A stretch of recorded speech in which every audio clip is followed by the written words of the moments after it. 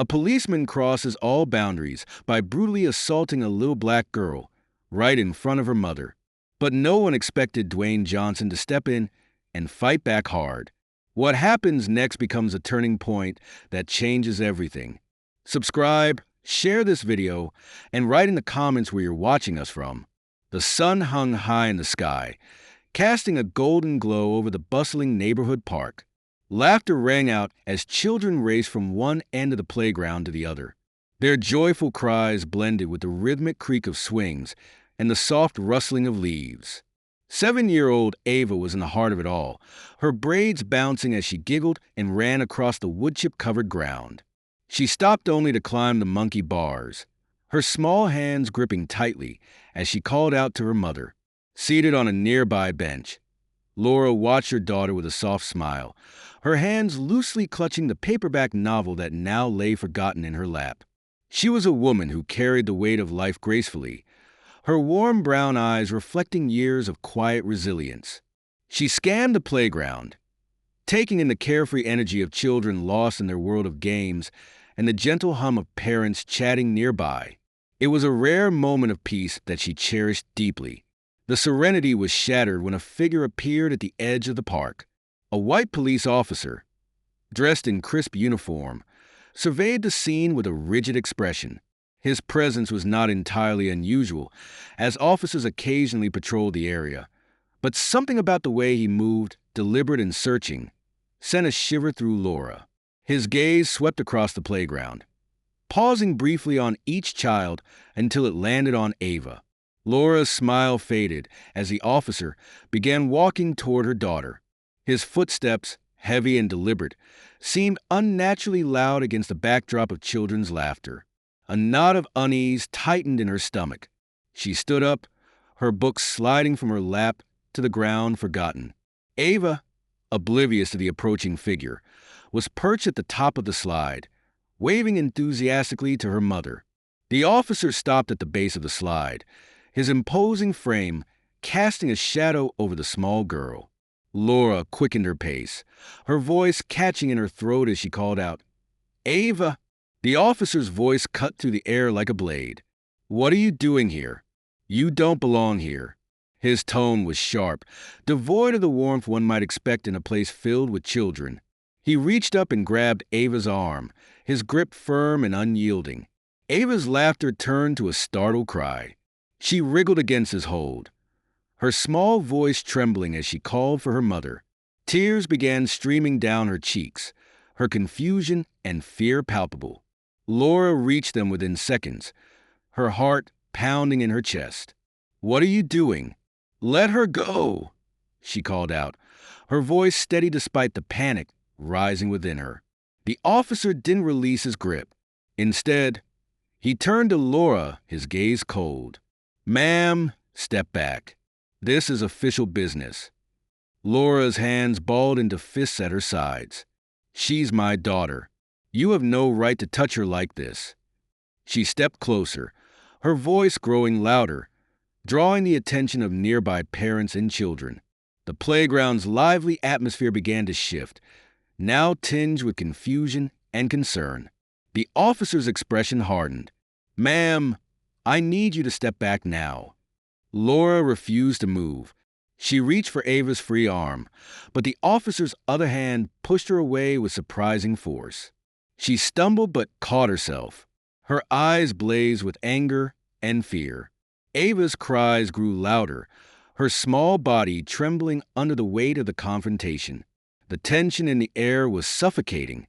Other parents began to approach cautiously, their phones raised, recording the scene unfolding before them. Laura's voice cracked as she pleaded, "Please, just let her go. She's just a child." The officer's grip on Ava remained unrelenting, his actions a stark contrast to the warmth and safety the playground once promised. Tears streamed down Laura's face as she stood her ground, her love for her daughter overpowering her fear. And then, in the midst of the chaos, something shifted in the atmosphere. A tall figure, watching from a distance, began moving purposefully toward the scene. The approaching presence was steady, unhurried, yet filled with unmistakable determination. eyes turned toward him, sensing that the tide of this encounter was about to change. The tension in the air was almost tangible as the tall figure drew closer. His strides were purposeful, his gaze locked on the scene unfolding in the playground. Dwayne Johnson, unmistakable in his presence, had been enjoying a quiet stroll with his daughters when Ava's frightened cries cut through the ambient noise. His sharp instincts kicked in, and the sight of a uniformed officer gripping a small, terrified child made his blood run cold. He knew he couldn't stand idly by. Children and parents, who had been frozen in place, now turned their attention to Dwayne. Whispers rippled through the crowd. His towering figure, commanding yet calm, exuded an aura of control. Dwayne's daughters, sensing the urgency, stayed behind with a family friend as he strode toward the scene. "Hey!" His voice was firm, cutting through the chaos like a gavel. The officer didn't turn immediately, but Ava's cries faltered as she caught sight of the man approaching. "Let her go," Dwayne said, his tone deep and unyielding. The officer finally turned, his face a mask of irritation and disbelief. "Sir, stay back. This doesn't concern you." Dwayne stepped closer, closing the distance with steady resolve. "You've got a terrified little girl in your grip. It concerns all of us." Ava, still trembling, reached out toward her mother, who stood frozen between fear and relief at the sight of this unexpected ally. Laura's voice shook as she tried to speak, but Dwayne held up a hand, signaling her to stay calm. The officer squared his shoulders, clearly unaccustomed to being challenged so openly. "This is a law enforcement matter," he said, his voice growing louder as if volume would solidify his authority. "Step back." Dwayne didn't flinch. "A law enforcement matter? She's a child, and you're terrifying her." His words were measured, but the steel in his voice was unmistakable. "You're the one who needs to step back." The officer's jaw tightened. He glanced at the growing crowd, their phones raised, capturing every moment. The weight of the scrutiny seemed to aggravate him further. He released Ava's arm abruptly, but his hand remained clenched, his posture tense. Ava stumbled toward her mother, who pulled her into a protective embrace. "That's enough," Dwayne said, taking another step forward. His massive frame now stood directly between the officer and the child. "You don't lay hands on kids. Ever." The officer, visibly bristling, jabbed a finger at Dwayne. "You have no idea what you're getting yourself into." Dwayne leaned in slightly, his voice dropping but losing none of its intensity. "What I'm getting into is making sure that kid feels safe again." The officer, visibly flustered, took a step back, but his frustration boiled over. "You think you can just walk up here and play hero? This is my job." Dwayne's eyes narrowed. "Your job is to protect, not intimidate." His tone was calm, yet it carried a weight that silenced the murmurs in the crowd. "Right now, you're the one who's out of line." The officer looked around, seeing the sea of eyes and cameras trained on him. His bravado faltered, and for a moment, he seemed unsure of what to do next. But his pride wouldn't let him retreat completely. "You don't tell me how to do my job," he muttered, his words directed more at the crowd than at Dwayne. Dwayne, unfazed, glanced down at Ava, who clung to her mother. Her sobs were subsiding, but her body was still shaking. He looked back at the officer, his expression hardening. "If your job involves hurting kids, then yeah, I will tell you how to do it. Back off." The tension between them hung in the air, electric and unyielding. The officer took one last look at Dwayne, as if weighing his options, before retreating a few steps. The crowd murmured, emboldened by Dwayne's intervention. Some clapped. Others shouted words of encouragement. Dwayne turned to Laura and Ava, his expression softening. He crouched slightly to meet Ava's wide, tear-streaked eyes. "You okay, sweetheart?" he asked gently.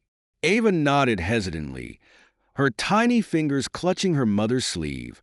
Laura managed a faint smile, her voice trembling. "Thank you. I don't know what would have happened if you hadn't." Dwayne gave a reassuring nod, but didn't let his guard down. The officer was still nearby, simmering with anger, his hand hovering near his radio. Dwayne straightened, locking eyes with the officer once more, silently daring him to escalate the situation further. The officer muttered something into his radio and turned away, retreating toward the park's edge. Dwayne watched him go, his body still tense, ready for anything.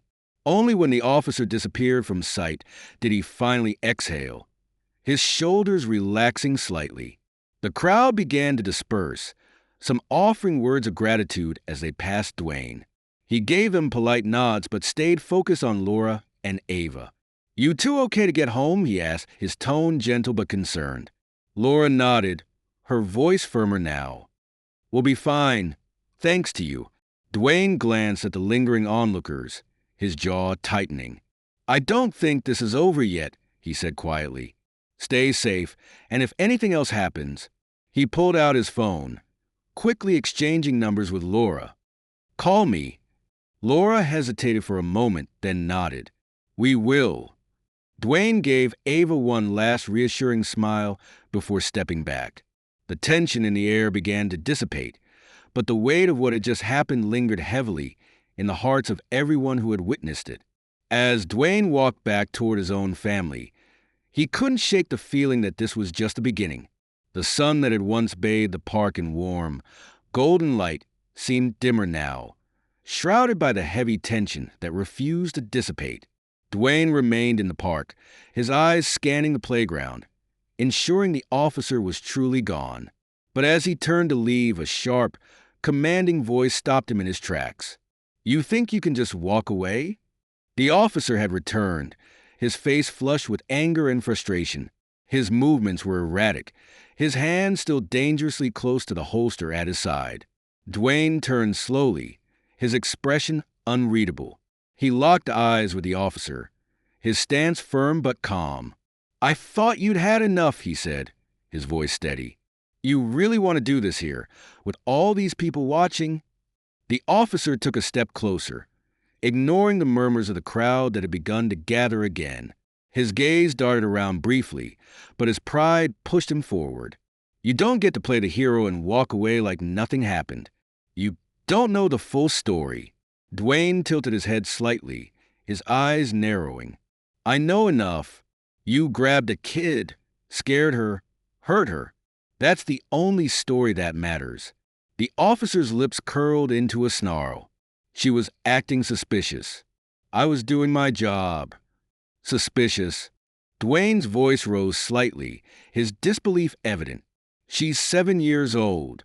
She was playing on a slide. What exactly looks suspicious to you?" The officer hesitated, his jaw tightening as he struggled to find a response. The silence spoke volumes, and the crowd began to murmur louder.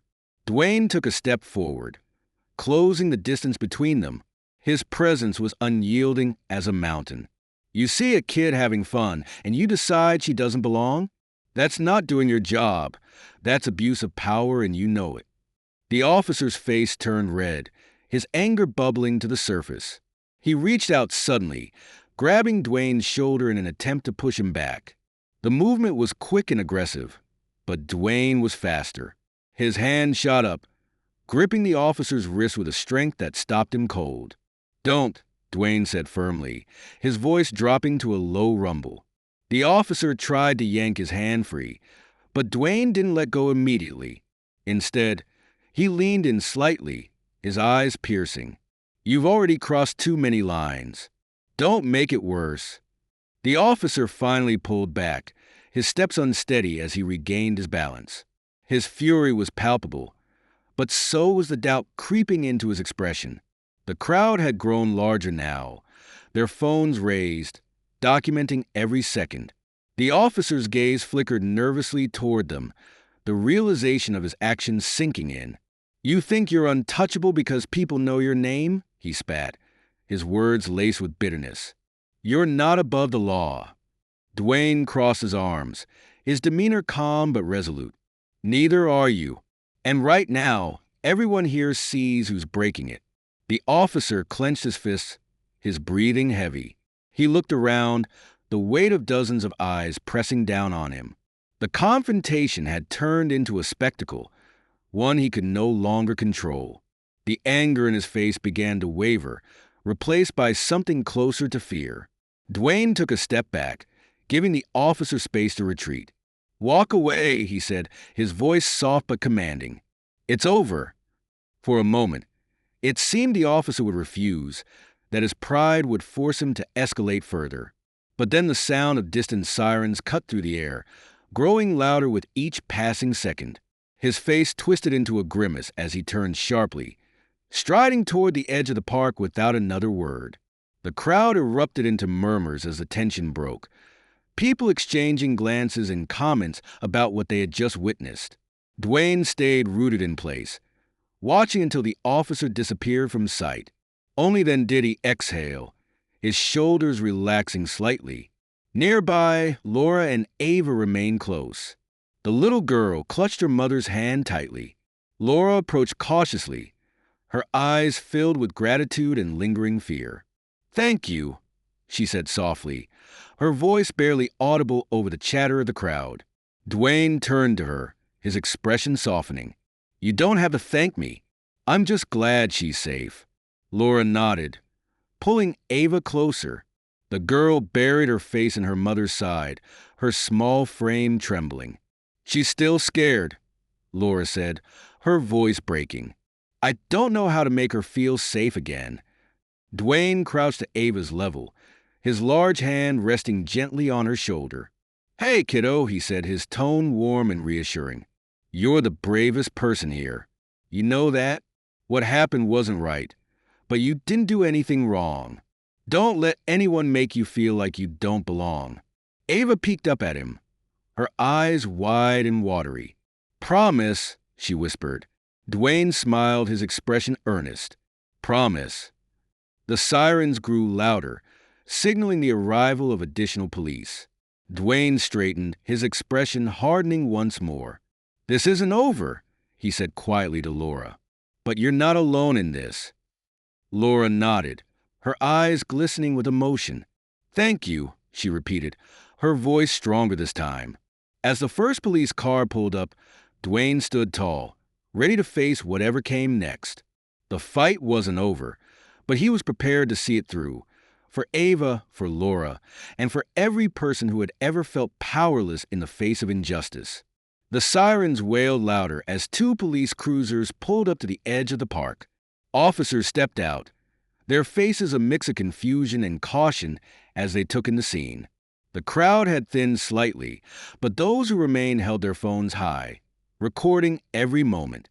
Dwayne stood near the playground, his massive frame unshaken, while Laura clutched Ava protectively at her side. The officer who had instigated the conflict was pacing near the edge of the park, his face flushed with anger and frustration. He approached the arriving officers, gesturing wildly as he tried to explain his version of events. Dwayne kept his eyes on him, his instincts sharp, ready for any sudden moves. The first officer from the new group, a woman with a calm demeanor and sharp eyes, approached Dwayne. Her badge glinted in the fading sunlight as she stopped a few feet away. "Sir, can you tell me what happened here?" Dwayne nodded, his voice steady. "That officer," he said, nodding toward the man now animatedly explaining himself to another officer, "grabbed a child without cause. He scared her, hurt her, and wouldn't let her go. I stepped in to stop him." The female officer's expression didn't change, but she took a quick glance toward Laura and Ava, who were standing nearby. "Ma'am," she said gently, addressing Laura, "is this true?" Laura stepped forward, her voice trembling but firm. "Yes, my daughter was just playing on the slide. He came over, said she didn't belong here, and grabbed her. She was terrified. He wouldn't let her go even when I tried to intervene." The officer's jaw tightened slightly as she nodded. "Thank you," she said, her voice calm but serious. "Please stay here while we sort this out." She turned to the other officers, motioning for them to join her.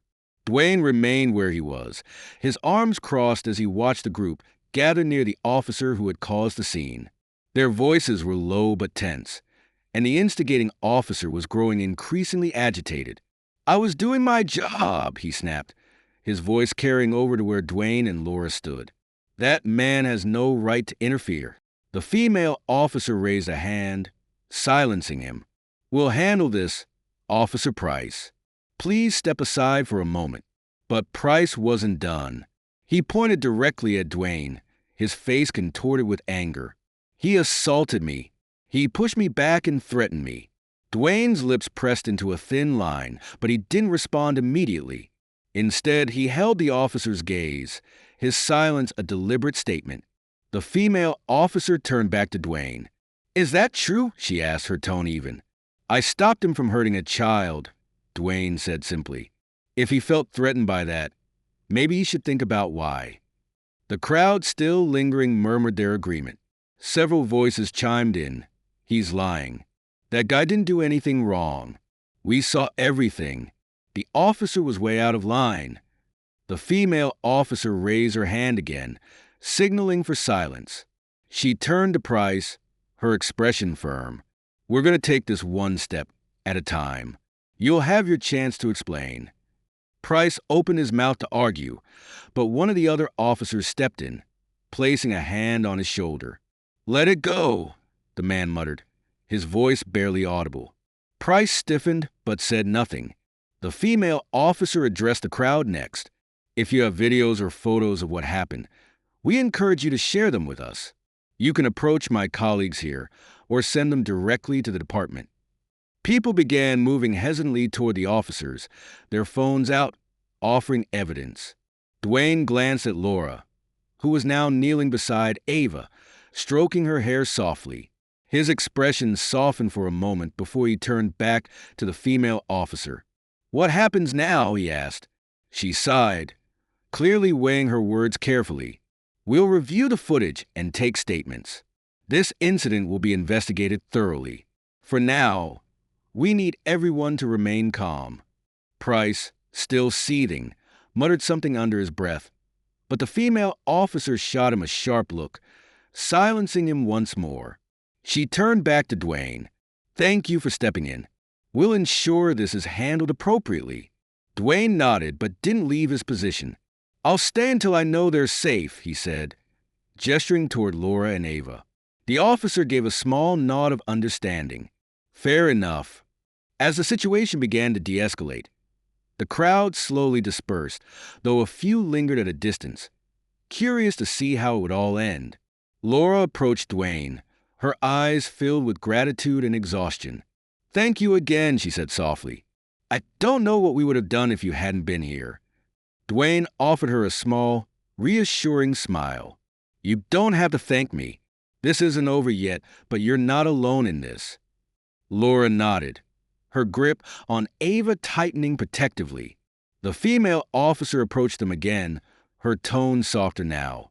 We're going to escort you home, she said to Laura, just to make sure you're safe. Laura hesitated, glancing at Dwayne. He gave her an encouraging nod. Go with them. It's the right call. As Laura and Ava were guided toward a waiting police car, Dwayne stayed behind, watching them go. The weight of the day settled heavily on his shoulders, but he stood tall, knowing he had done the right thing. Still, a sense of unease lingered. This wasn't over, not yet. The video of the confrontation at the park spread like wildfire. Within hours, clips appeared on every major social media platform, shared with captions ranging from outrage to admiration. Actor Dwayne Johnson confronts police over mistreatment of a child, one headline blared. Another read, Hero or troublemaker? Viral video sparks heated debate. By the next morning, Laura's phone wouldn't stop buzzing. Messages flooded in. Some from friends and family offering support, others from strangers sharing words of encouragement or demanding to know her side of the story. But mixed with the kindness were the darker undercurrents of online vitriol. Comments criticized her for letting the situation escalate or accuse her of seeking attention. Laura turned off her phone, overwhelmed by the sudden scrutiny.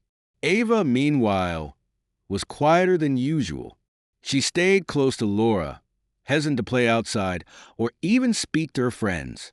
Her bright energy had dimmed, replaced by a nervous watchfulness that broke Laura's heart. Every time the doorbell rang or a car drove near their home, Ava flinched, her little hands gripping her mother's arm. Dwayne wasn't spared from the spotlight either. His agent called to warn him about potential backlash, but Dwayne brushed off the concerns. This wasn't about his career. He had seen something wrong and acted. It was as simple as that. Yet the pressure mounted as media outlets began dissecting his actions. Was he a hero standing up against injustice, or had he overstepped his bounds? Despite the noise, Dwayne stayed focused.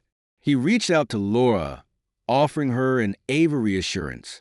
"This attention will die down eventually," he told her over the phone.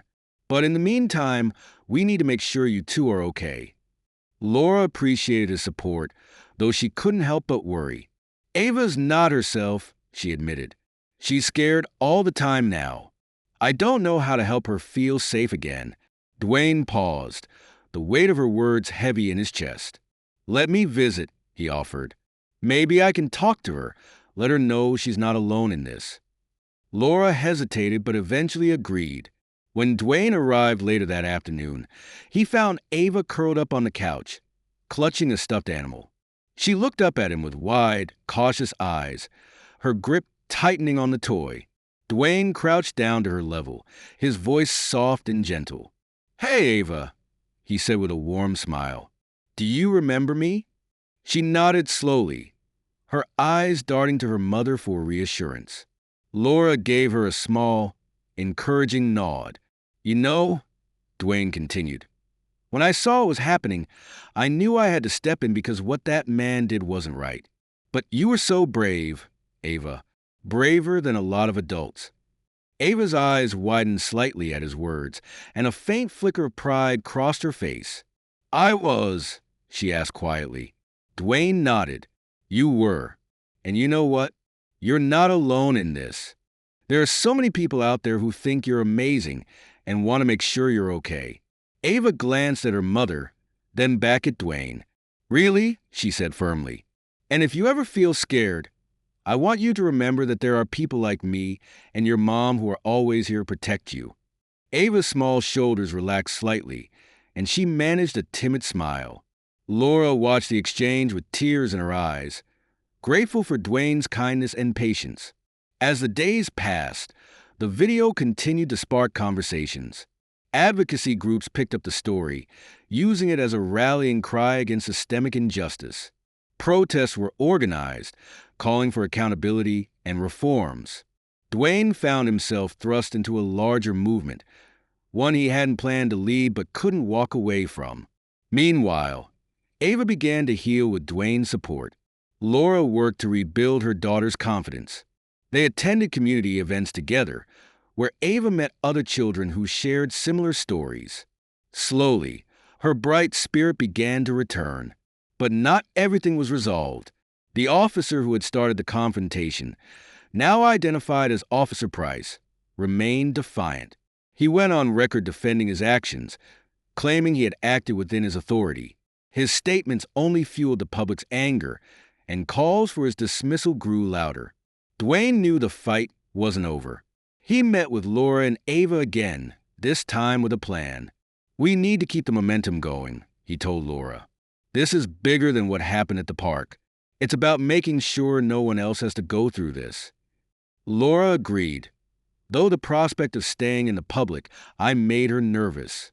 "I just want Ava to feel safe," she admitted. "She will," Dwayne assured her.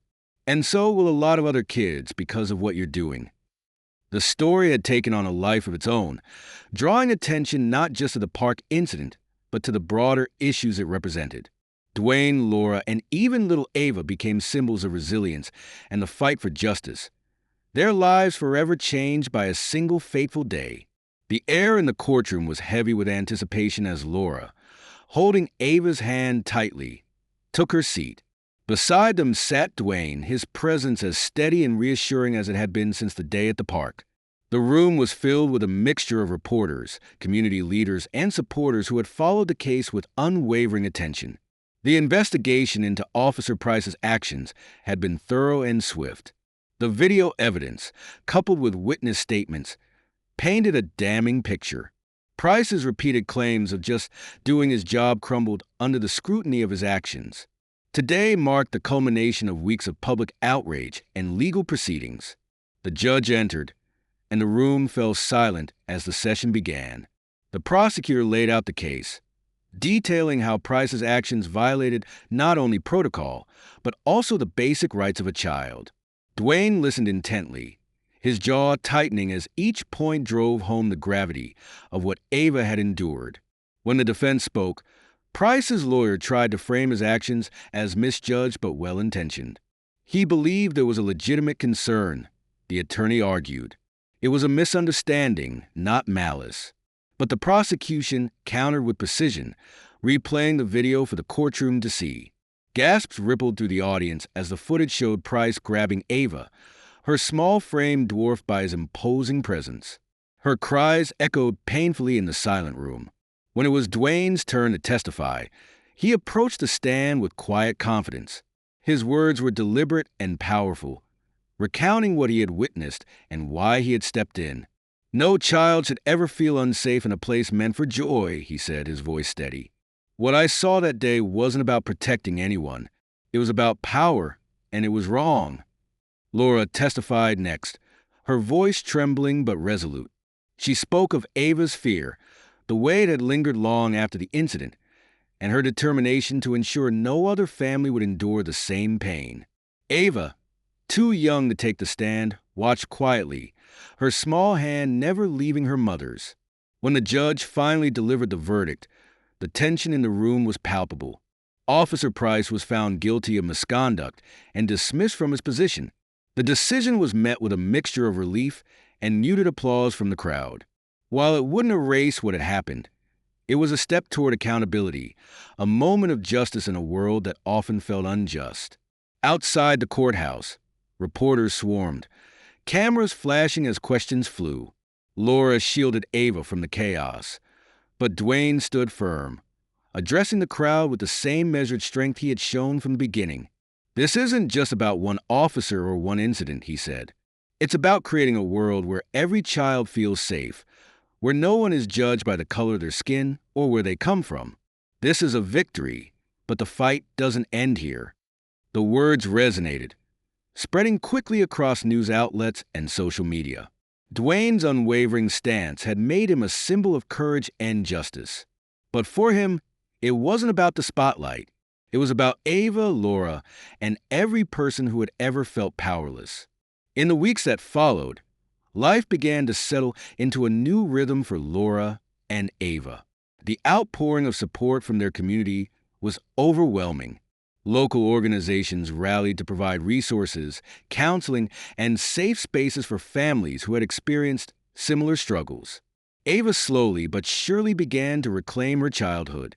She laughed more, played outside again, and even started to share her story with other children, finding strength in her voice. Dwayne stayed connected, visiting often, and ensuring Laura and Ava had everything they needed. On one visit, he brought Ava a small engraved bracelet that read, "You are brave." She wore it every day, a reminder of the strength she had discovered within herself. One afternoon, as they sat in Laura's living room, Ava climbed onto Dwayne's lap, her face thoughtful. "You said I'm brave," she said softly, "but I was scared." Dwayne smiled, his large hand gently patting her back. "Being brave doesn't mean you're not scared," he said. "It means you face your fear and keep going. And that's exactly what you did." Ava smiled, her small arms wrapping around his neck in a hug. Laura watched the exchange, her heart full of gratitude. In the midst of chaos, they had found something unshakable: hope. Months later, the ripples of that day at the park were still felt. The local police department implemented new training programs focused on community relations and de-escalation tactics. Advocacy groups gained momentum, pushing for broader reforms. And while Dwayne returned to his life and career, he carried the lessons of that day with him, determined to use his platform to amplify the voices of those who couldn't always speak for themselves. For Laura and Ava, life moved forward. There were challenges, But they faced them with the knowledge that they were not alone. They had found strength in each other and in the support of those who stood by them. And as Ava ran across the playground one sunny afternoon, her laughter ringing out once more, Laura knew they had won something more precious than justice. They had reclaimed their joy. The months following the courtroom victory brought both challenges and opportunities for Laura and Ava. The legal battle had ended, but its effect lingered in the corners of their daily lives. Ava still hesitated sometimes when entering a new space, glancing over her shoulder as if expecting a shadow to loom. Laura worked hard to rebuild her daughter's sense of safety while navigating her own journey of healing. Their small home, once a haven of quiet routine, now buzzed with the energy of change. Supporters had rallied around them, offering more than just words.